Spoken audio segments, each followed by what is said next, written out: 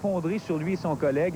Lui n'a eu absolument aucune chance, est décédé sur le coup. Un travailleur de 58 ans qui d'ailleurs était tout près de prendre sa retraite. Son collègue âgé de 52 ans a lui été blessé à un pied, mais on ne craint pas pour sa vie. On ne parle pas de blessures graves dans son cas. Leurs collègues qui étaient autour sont vite intervenus avec la machinerie pour tenter de dégager la dalle, mais il était déjà trop tard pour M. Galland.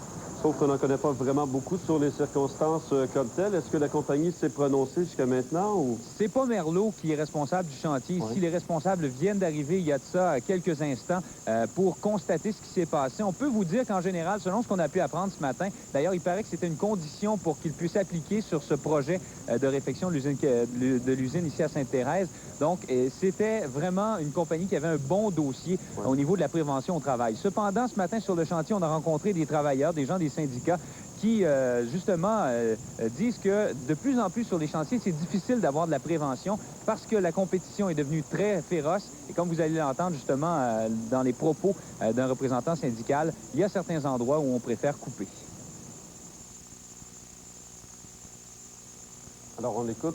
Donc, c'est un représentant que vous avez rencontré? Oui, exactement. Il nous disait en gros que les entreprises coupent, et lorsqu'ils n'ont plus le choix de couper, l'endroit où ils coupent, c'est dans la prévention. Il y a certaines choses qu'on fait plus rapidement. Il faut que le travail soit fait rapidement, qu'on rentre dans les temps. Et on n'a souvent pas l'équipement nécessaire. Mais il n'y a rien qui indique, pour l'instant du moins, parce que l'enquête de la CSST vient à peine de débuter, il n'y a rien qui indique là, que ce soit en cause dans cet accident-là. Sauf que pas plus tard que la semaine dernière, vous étiez ici au pont Jacques-Cartier où il y a un échafaudage également qui s'est écrasé quand même. Malheureusement, beaucoup d'accidents comme ça là, qui se produisent sur les chantiers. Merci Jean-François. Au revoir. Au revoir.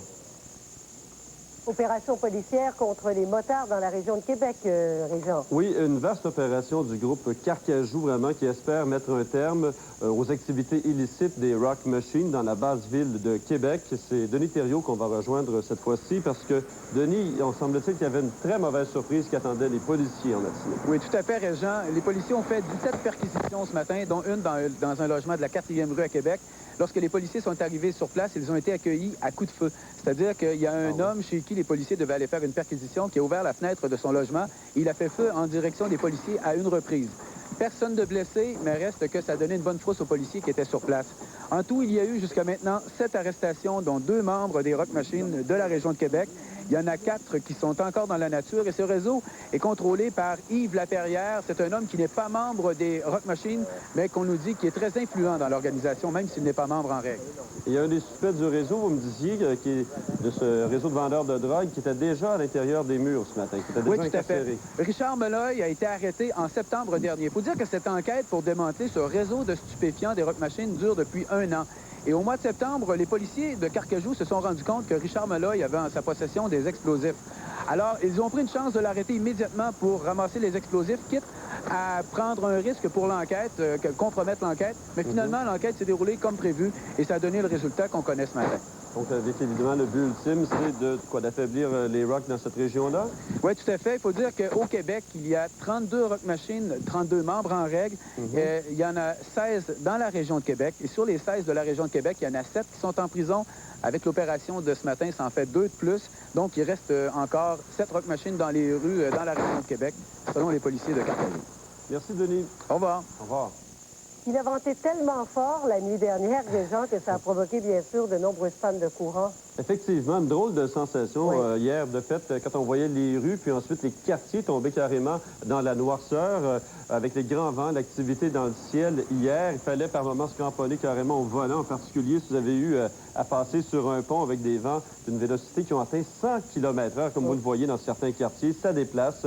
Au plus fort des pannes de courant, il y a eu jusqu'à 60 000 abonnés privés de service, 58 000 sur la Rive-Nord à un certain moment.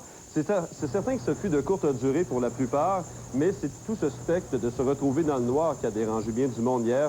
C'est un scénario au goût amer pour bien des gens. Hydro a dû faire appel à des équipes de Montréal et de l'Abitibi pour venir appuyer leurs collègues, entre autres, de la Couronne Nord de Montréal. On nous dit, Jocelyne, que tout devrait rentrer dans l'ordre, semble-t-il, d'ici la fin de l'après-midi pour les derniers, parce que ce sont des pannes isolées, bien sûr, pour la plupart, là, des photos qui se sont fracassées. Heureusement qu'il ne fait pas trop froid encore. Oui, tout à fait. Bon, maintenant, campagne électorale, on a parlé de Constitution. Bien oui, cette fois-ci, c'est le leader libéral, Jean Charest, qui est dans la région de Québec, à peu près pour toute la journée, je pense d'ailleurs. Ce matin, Bernard Plante, il est revenu sur le dossier constitutionnel. Oui, absolument. Écoutez, on attend pour le moment M. Charret dans un restaurant. M. Charret va venir dîner ici à Sainte-Foy sur le boulevard Laurier. Ce matin, dans le comté de Montmorency, un comté où justement il y a un sondage qui indique que les libéraux peuvent être en difficulté, M. Charret a choisi de mettre un peu d'os autour de toute la question constitutionnelle. Il est revenu sur l'union sociale, sur ces négociations entre les provinces et le gouvernement fédéral pour gérer les programmes sociaux canadiens. M. Charret avait un ton qui était très, très ferme et il a même pris l'engagement qu'au cours d'un premier mandat d'un gouvernement libéral, il réussirait finalement à limiter le pouvoir de dépenser du gouvernement fédéral dans les champs de juridiction des provinces. On peut tout de suite entendre M. Charret. D'accord. C'est-à-dire la conclusion d'une entente sur l'union sociale qui respecte les juridictions du gouvernement du Québec, qui nous permet d'encadrer le pouvoir fédéral de dépenser, de le faire clairement, nettement pour l'avenir, de le faire dans l'intérêt et des Québécois et des autres gouvernements qui souhaitent la même chose. Donc, il précise un peu ses engagements à moins d'une semaine, bien sûr, du scrutin, mais il est allé aussi de mise en garde? Oui, une mise en garde, un peu comme M. Johnson l'avait fait à la veille des élections de 1994. M. Charret a tenu à dire ce matin, écoutez, si vous votez pour le Parti québécois, vous allez permettre à M. Bouchard d'engager un processus irréversible vers la souveraineté. On peut de nouveau entendre Jean Charest. On aura donné toutes les cartes au président du Parti québécois. Ce que lui décrit comme des conditions gagnantes de référendum, c'est lui et lui seul qui le décidera. Les Québécois auront abandonné leur liberté, leur marge de manœuvre à quelqu'un qui, dorénavant, contrôle le jeu. Alors donc, dans la région de Québec, une bonne partie de la journée, Bernard? Oui, il concentre encore aujourd'hui, comme hier, ses efforts dans la région de Québec. Il sera dans le coin de Port-Neuf en après-midi, du côté de Lotbinière en début de soirée, avant de se diriger vers Montréal. Merci, Bernard. Au revoir. Et la rive nord de Montréal sera un site de prédilection, entre autres, pour Mario Dumont. Pour homme ou pour femme? Pour hommes seulement. OK.